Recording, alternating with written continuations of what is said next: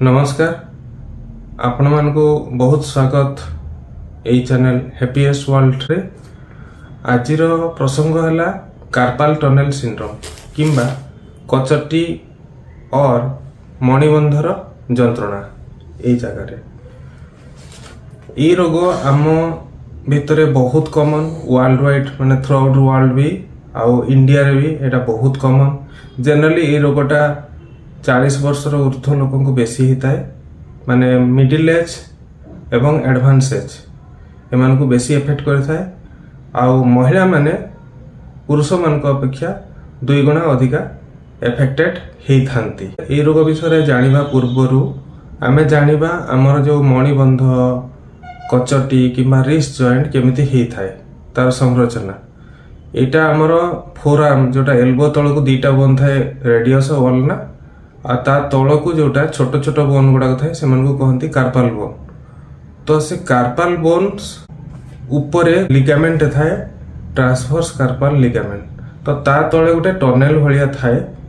आपण एई चित्र माध्यम से देखि पारुथबे से टनेल भितरे अनेक स्ट्रक्चर जाई थाए, टेंडन भेसल्स माने रक्तनली आ मेडियन नर्व। एई रोग रे एई मेडियन नर्व टा ही बेसी एफेक्टेड होता है कहीं ना जिते बेले लिगामेंट जाक चारिपटे जो रहिले स्वेलिंग हो जाए किंबा पानी जमी जाए ताले से कंपार्टमेंट से टनेल टा टाइट हो जाए।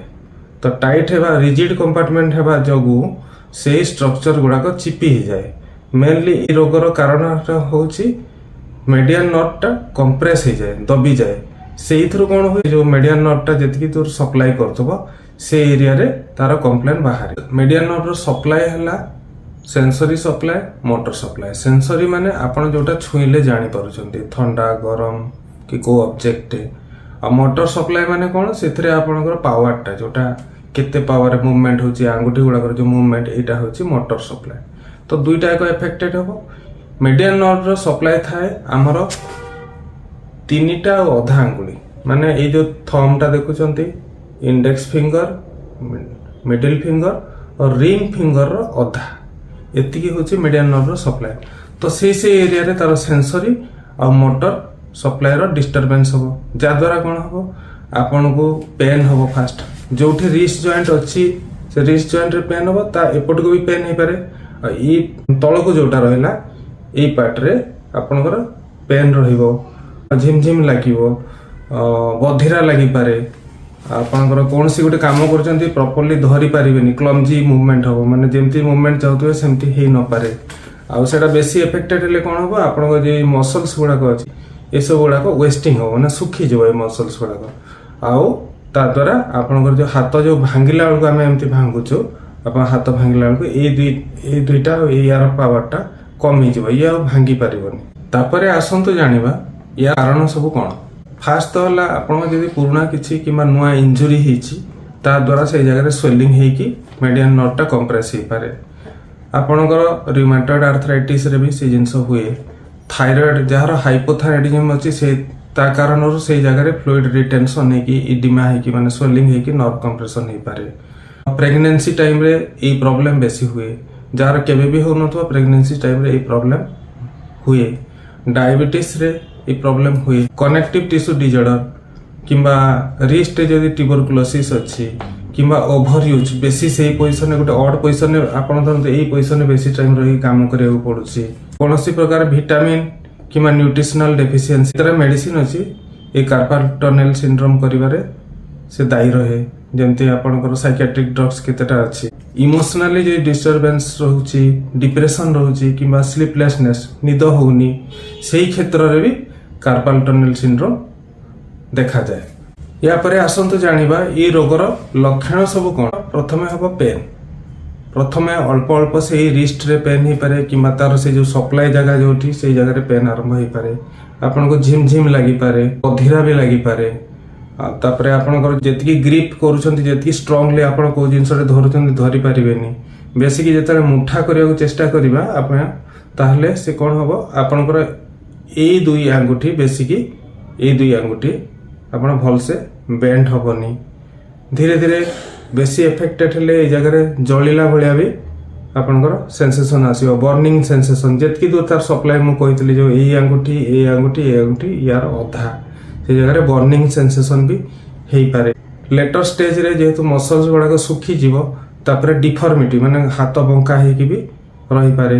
କୌଣସି କାମ କରୁଛନ୍ତି, ଆପଣ ଗୋଟେ ଫାଇନ୍ କାମ କରିବାକୁ ଯାଉଛନ୍ତି, ଆପଣ ହାତର ମାନେ କଣ୍ଟ୍ରୋଲ ରହିବନି, ମାନେ ଯୋଉଟା କହନ୍ତି ଆମର କ୍ଲମ୍ଜିନେସ୍। ଲାଷ୍ଟ ଷ୍ଟେଜରେ ଯେତିକି ସପ୍ଲାଏ ଅଛି ସେ ଏରିଆର ସ୍କିନ୍ ଡ୍ରାଏ ହେଇଯିବ, ନେଲ୍ ଫାଟିଯିବ, ନଖ ଗୁଡ଼ାକରେ କ୍ରାକ୍ସ ପଳେଇ ଆସେ। ଏଇ ରୋଗ ପାଇଁ ଆପଣ ଯେତେବେଳେ ଡାକ୍ତରଙ୍କ ପାଖକୁ ଯାଆନ୍ତି, ସିଏ କ'ଣ କ'ଣ ଏକ୍ଜାମିନେସନ୍ କରନ୍ତି, ଯୋଉଟାକି କୁହନ୍ତୁ ଆମେ ସାଇନ୍ କହୁ। ଡକ୍ଟର୍ସ ଏକ୍ଜାମିନେସନ୍ରେ ସିଏ ଦେଖିବେ ସେ ନର୍ଭର ପାୱାର ଟେଷ୍ଟ କରିବା ପାଇଁ କିଛି କ୍ଲିନିକାଲ ଟେଷ୍ଟ ଅଛି। ଟିନେଲ୍ ସାଇନ୍ ଅଛି। ଟିନେଲ୍ ସାଇନ୍ ଅଛି ମାନେ ଏଇ ଜାଗାରେ ଯୋଉଠି ନର୍ଭଟା ଅଛି ସେ ଜାଗାରେ ପ୍ରେସର ଦେଇକି ରଖିଲେ 30 ସେକେଣ୍ଡସ୍ ପରେ ଆପଣ ସେ ଯୋଉ ଯାହା କମ୍ପ୍ଲେନ୍ ଥିଲା ସେ ବାହାରିବ। ଫାର୍ଲେନ୍ସ ଟେଷ୍ଟ ଅଛି, ଯୋଉଟାକି ଆପଣ ହାତଟାକୁ ଏମିତି ଆମେ ବେଣ୍ଡ କରିକି ବହୁତ ଟାଇମ୍ ରଖିଦେଲେ 1 ମିନିଟ୍ ଭିତରେ ସେ କମ୍ପ୍ଲେନ୍ ଷ୍ଟାର୍ଟ ହେଇଯିବ, ତାମାନେ କାର୍ପାଲ ଟନେଲ ସିଣ୍ଡ୍ରୋମ୍ ଅଛି। ତାପରେ ଆପଣ ହାତ ଯଦି ବହୁତ ମାନେ ଆମେ ଉପରକୁ ଏମିତି ଏଲିଭେସନ୍, ହ୍ୟାଣ୍ଡ ଏଲିଭେସନ୍ ଟେଷ୍ଟ କୁହାଯାଏ, ସେଇଟା କଲେ ଆପ୍ରୋକ୍ସିମେଟଲି 1 ମିନିଟ୍ ହେଲା ବେଳକୁ ଆପଣ କମ୍ପ୍ଲେନ୍ ଷ୍ଟାର୍ଟ ହେଇଯିବ। ଏମିତି କିଛିଟା କ୍ଲିନିକାଲ ଟେଷ୍ଟ ଅଛି ଯୋଉଟାକି ଡକ୍ଟର ଚେକ୍ କରିକି ଡାଇଗ୍ନୋସିସ୍କୁ କରିପାରନ୍ତି। ତାପରେ ତାର ଇନଭେଷ୍ଟିଗେସନ୍ ପାର୍ଟରେ ପ୍ରଥମେ ତ ଆମେ କୌଣସି ପ୍ରକାରର ଯଦି ବୋନ୍ର କିଛି ଡିଷ୍ଟର୍ବାନ୍ସ ଅଛି କି, ବୋନ୍ ଫ୍ରାକ୍ଚର ସେଇ ଜାଗାରେ ଅଛି କି କିମ୍ବା ଡିସଲୋକେସନ୍ ମାନେ ବୋନ୍ ଗୁଡ଼ାକ ଯେଉଁ ଛୋଟ ଅଛି ସେଗୁଡ଼ାକ ଉପର ତଳ ହେଇଛି କି, ସେ ସବୁକୁ ଏକ୍ସକ୍ଲୁଡ୍ କରିବା ପାଇଁ ଏକ୍ସରେ କରୁ। ବ୍ଲଡ୍ ଇନଭେଷ୍ଟିଗେସନ୍ ଆମେ କରିବା, ଯେମିତି ଆପଣ କହିଥିଲି ଡାଇବେଟିସ୍ ହେଲା, ଥାଇରଏଡ୍ ହେଲା କି ଅଦର କୌଣସି ପ୍ରୋବ୍ଲେମ୍ ଅଛି ସେଟାକୁ ଏକ୍ସକ୍ଲୁଡ୍ କରିବା ପାଇଁ ଆମେ ବ୍ଲଡ୍ ଇନଭେଷ୍ଟିଗେସନ୍ କରିବା। ଅଲ୍ଟ୍ରାସାଉଣ୍ଡ କରିକି ଆମେ ସେଇ ଜାଗାରେ ପାଣି କିଛି ଜମିଛି କି, ସ୍ୱେଲିଂ କିଛି ଅଛି କି, ନର୍ଭ କେତେ କମ୍ପ୍ରେସନ୍ ଅଛି, ଫର୍ଦର ଷ୍ଟଡି କରିବା ପାଇଁ MRI ବି କରାଯାଇପାରେ। MRIରେ ଆମେ କ୍ଲିୟର କଟ୍ ତାର କାରଣଟା ଜାଣିପାରିବା ଯେ ଆଉ କିଛି ସରାଉଣ୍ଡିଂ ଷ୍ଟ୍ରକ୍ଚରରେ କିମ୍ବା ସେ ଭିତରେ ଯେଉଁ ଅନେକ କହିଥିଲି ଟେଣ୍ଡନ୍, ରକ୍ତନଳୀ, ବ୍ଲଡ୍ ଭେସେଲ୍ସ ଆଉ ନର୍ଭ ଯାଇଛି, କୋଉ ଜାଗାରେ ଏକ୍ଜାକ୍ଟଲି ପ୍ରୋବ୍ଲେମ୍ ହେଇଛି। ତାପରେ electromyographic study, EMG study, nerve conduction study, ଏଇସବୁ ଟେଷ୍ଟ ଡାଇଗ୍ନୋସିସ୍କୁ କନଫର୍ମ କରିବା ପାଇଁ ଡାକ୍ତର କରେଇଥାନ୍ତି। ଆଉ ଗୋଟେ ଇମ୍ପୋର୍ଟାଣ୍ଟ କଥା ହେଲା, ତା ସାଙ୍ଗରେ କନଫ୍ୟୁଜ୍ କରିବା ପାଇଁ ଆଉ କିଛିଟା ଡିଜିଜ୍ ଥାଏ ଯୋଉଟାକୁ ଡିଫରେନ୍ସିଆଲ ଡାଇଗ୍ନୋସିସ୍ କୁହାଯାଏ। ତ ଆଉ କୌଣସି ଡିଜିଜ୍ ବି ଥିବ ଯୋଉଟାକି ୟା ଭଳିଆ ପ୍ରେଜେଣ୍ଟ କରିପାରେ। ଧରନ୍ତୁ ଆପଣଙ୍କର ଡାଇବେଟିସ୍ ଅଛି, ତ ଡାଇବେଟିସ୍ ଆପଣ ଜାଣିଥିବେ କି ତାର ମଲ୍ଟିପୁଲ ସିଷ୍ଟମ ଉପରେ ଏଫେକ୍ଟ ଥାଏ, ବ୍ରେନ୍ ଉପରେ, ବ୍ଲଡ୍ ଭେସେଲ୍ ଉପରେ, ନର୍ଭ ଉପରେ। ଯେତେବେଳେ ନର୍ଭକୁ ଏଫେକ୍ଟ କରେ ସେତେବେଳେ ଏଟାକୁ ଡାଇବେଟିକ୍ ନ୍ୟୁରୋପାଥି କରାଯାଇପାରେ। ଟେନିସ୍ ଏଲ୍ବୋ ଯଦି ଥିବ ବି ସେ ବି ପାଖାପାଖି ସେମ୍ ଟାଇପ୍ର ସିମ୍ପଟମ୍ସ ପ୍ରେଜେଣ୍ଟ କରିପାରେ। ସର୍ଭାଇକାଲ ନ୍ୟୁରାଲଜିଆ ଯଦି ଥିବ, ଆପଣ ବେକରେ ସ୍ପାଇନାଲର ପ୍ରୋବ୍ଲେମ୍ ଥିବ, ସେ ବି ରେଡିଏଟ୍ ପେନ୍ଟା ତଳକୁ ରେଡିଏଟ୍ କରେ, ବେଳେବେଳେ ୟା ସାଙ୍ଗରେ କନଫ୍ୟୁଜ୍ କରେ। ଟେଣ୍ଡୋନାଇଟିସ୍ ଅଛି କି ଯୋଉ ଟେଣ୍ଡନ୍ସ ଗୁଡାକ ଟେଣ୍ଡନରେ ଯଦି ଇନଫ୍ଲାମେସନ୍ ଥିବ ବି ସେଇଭଳିଆ ଲକ୍ଷଣରେ ପ୍ରେଜେଣ୍ଟ କରିପାରେ। ତ ଏଇ ସବୁ ହେଲା ଆମର ଡିଫରେନ୍ସିଆଲ ଡାଇଗ୍ନୋସିସ୍। ସବା ଶେଷରେ ଆସନ୍ତୁ ଜାଣିବା ୟାର ମ୍ୟାନେଜମେଣ୍ଟ କେମିତି କରାଯିବ, ମାନେ ଟ୍ରିଟମେଣ୍ଟ କେମିତି କରାଯିବ। ପ୍ରଥମ ହେଲା ଯେ ବିନା ମେଡିସିନରେ ଟ୍ରିଟମେଣ୍ଟ, ଦୁଇରେ ହେଲା ଆପଣ ଯୋଉ ଡ୍ରଗ୍ସ ଅର ମେଡିସିନ ଦେଇକି ଟ୍ରିଟମେଣ୍ଟ, ତିନରେ ହେଲା ସର୍ଜିକାଲ ଟ୍ରିଟମେଣ୍ଟ। ତ ବିନା ମେଡିସିନରେ ଟ୍ରିଟମେଣ୍ଟ ହେଲା କି ଆପଣଙ୍କର ଯୋଉ ରିଷ୍ଟ, ଏଇ ଯୋଉ ରୋଗଟା ଗୋଟେ ହାତ ବି ହେଇପାରେ, ଏକାସାଙ୍ଗେ 2 ହାତ ବି ଏଫେକ୍ଟେଡ୍ ହେଇପାରେ। ତ ଯଦି ଆପଣ କମ୍ପ୍ଲେନରେ ଅଛନ୍ତି ଆଉ କାର୍ପାଲ ଟନେଲ ସିଣ୍ଡ୍ରୋମ ଡାଇଗ୍ନୋସିସ୍ ହେଇଗଲା, ସେଇ ଜଏଣ୍ଟଟାକୁ ଆମେ ଇମୋବିଲାଇଜ କରିବା। ଇମୋବିଲାଇଜ ମାନେ ତାର ମୁଭମେଣ୍ଟଟାକୁ ରେଷ୍ଟ୍ରିକ୍ଟ କରିବା, ଫିକ୍ସ ରଖିବା। ସେଇଟା କେମିତି କରାଯାଏ? ଆଇଦର ବ୍ରେସ୍ ଥ୍ରୋରେ କରାଯାଏ କିମ୍ବା ସ୍ପ୍ଲିଣ୍ଟ କରାଯାଏ। ଆପଣ ସେଇ ଜଏଣ୍ଟଟାକୁ ଆମେ ରେଷ୍ଟ ଦେବାକୁ, ରେଷ୍ଟ ଦେଲେ ସେ ଯୋଉ ଇଡିମା ହେଲା, ଯୋଉ ଇନଫ୍ଲାମେସନ୍ ହେଲା, ଯୋଉ ସ୍ୱେଲିଂ ହେଲା, ସେ ରିଡ୍ୟୁସ୍ ହେଇଯାଏ। ଆଉ ୟାର ଷ୍ଟ୍ରେଚିଂ ଏକ୍ସରସାଇଜ କେତେଟା ଅଛି ଯୋଉଟାକି ମୁଁ ଇମେଜରେ ଆପଣଙ୍କୁ ଏଠି ଦେଖେଇବି, ଯୋଉଥିରେ କି ଆପଣ ଦେଖିପାରିବେ। ନେକ୍ସଟ ଆସିବ ମେଡିସିନ ଦ୍ୱାରା କେମିତି ଟ୍ରିଟମେଣ୍ଟ କରାଯାଏ। ମେଡିସିନରେ ଆମେ ସେଇ ନନ୍ ସ୍ଟେରଏଡାଲ ଆଣ୍ଟି ଇନଫ୍ଲାମେଟରି ଡ୍ରଗ୍ସ ଯୋଉଟା NSAIDs, ପେନ୍ କିଲର କିମ୍ବା ଓପିଏଡ୍ ଗ୍ରୁପ୍ସର ପେନ୍ କିଲର, ସେଟା ଦିଆଯାଏ। ସେଟା ଆଇଦର ଖାଇବାକୁ ଦିଆଯିବ। ତୃତୀୟରେ ହେଲା ଆପଣଙ୍କର ଯୋଉ ଲୋକାଲ ସେଇ ପଏଣ୍ଟରେ ତାର ପ୍ୟାଚ୍ ଗୁଡାକ ବି ଆସେ, ପେନ୍ କିଲର ପ୍ୟାଚ୍ ବି ଆସେ ଆଉ ଲୋକାଲ ଆନେସ୍ଥେଟିକର ପ୍ୟାଚ୍ ଗୁଡାକ ବି ଆସେ। ଯେହେତୁ ସେଇ ଜାଗାରେ ୱାଟର ରିଟେନସନ ହେଇକି ବି ସ୍ୱେଲିଂ ହେଇପାରେ, କେତେଟା ସ୍ପେସିଫିକ କଣ୍ଡିସନରେ ଆମେ ଡାଇରେଟିକ୍ସ ମେଡିସିନ ବି ଦଉ। ଏଇ ଡ୍ରଗ ଗୁଡାକରେ ଯଦି କଣ୍ଟ୍ରୋଲ ନ ହେଲା ତାହେଲେ ଆମେ ଲୋକାଲ ଇଞ୍ଜେକ୍ସନକୁ ଆସୁ। ଲୋକାଲ ଇଞ୍ଜେକ୍ସନରେ କର୍ଟିକୋଷ୍ଟେରଏଡ୍ ଇଞ୍ଜେକ୍ସନ୍ସ ତା ସାଙ୍ଗରେ କିଛି ଲୋକାଲ ଆନେସ୍ଥେସିଆ ମିଶେଇକି से जो टनेल भितर ताको आम इंजेक्ट करूँ। या द्वारा भी कौन हुए लोकाली जो इन्फ्लेमेशन कंट्रोल हो गले स्वेलिंग कमी गले जो प्रेशर हो नर्व उपरे से प्रेशर टा रिलीज हो द्वारा रोग उपशम मिल पार। लोकाली इंजेक्शन देला परे आमे से जॉइंट टाको इमोबिलाइज कर दो स्प्लिंट रे किमा कोनोसी ब्रेस देकी आपण इंजेक्शन नेकी सागे संगे से जॉइंट को मूव करबा उचित नुह। केबे भी एई कंडीशन रे आपण आइस पैक देबे नाही। तापरे आसीबा आमे एई रोगर सर्जिकल मैनेजमेंट उपरे केते बेले आपण सर्जरी को जिबा जेते बेले आपण जो लोकल इंजेक्शन कहली से इंजेक्शन रो गैप होची धरंतु आज गोटे इंजेक्शन नेले तापरे आफ्टर फ्यू मंथ ए इंजेक्शन आ गोटे रिपीट हेई पारे बट आपण जे दीटा इंजेक्शन नेला पर भी सिम्पटम्स रोची किंबा बाकी सब जो ट्रीटमेंट नॉन सर्जिकल ट्रीटमेंट 6 मास नेला पर भी आपण को जे सिम्पटम्स रे रिलीफ मिलुनी किंबा रिकवर करूची ताहले हमें सर्जिकल रिलीज ऊपर चिंता करू। सर्जिकल रिलीज माने जेमती आपण कहितली से जो इमेज रे आपण देखिथिबे से जो ट्रांसवर्स कार्पल लिगामेंट अछि जोटा कि छात भलिया बनेछि तापरे हमें ताकू रिलीज कर दो माने काटी दो काटी देले कोन हो जो कंप्रेशन ता थाए नर्व रे से कंप्रेशन ता रिलीज हे जाए। तार भी प्रोसीजर अछि एंडोस्कोपिक प्रोसीजर भी अछि आ एपटे आपनकर ओपन प्रोसीजर। एंडोस्कोपी माने छोटो गोटे कणा करिकी होल करिकी हमें एंडोस्कोपिक कैमरा माध्यम रे देखिकी हमें से ट्रांसवर्स कार्पल लिगामेंट को रिलीज करू।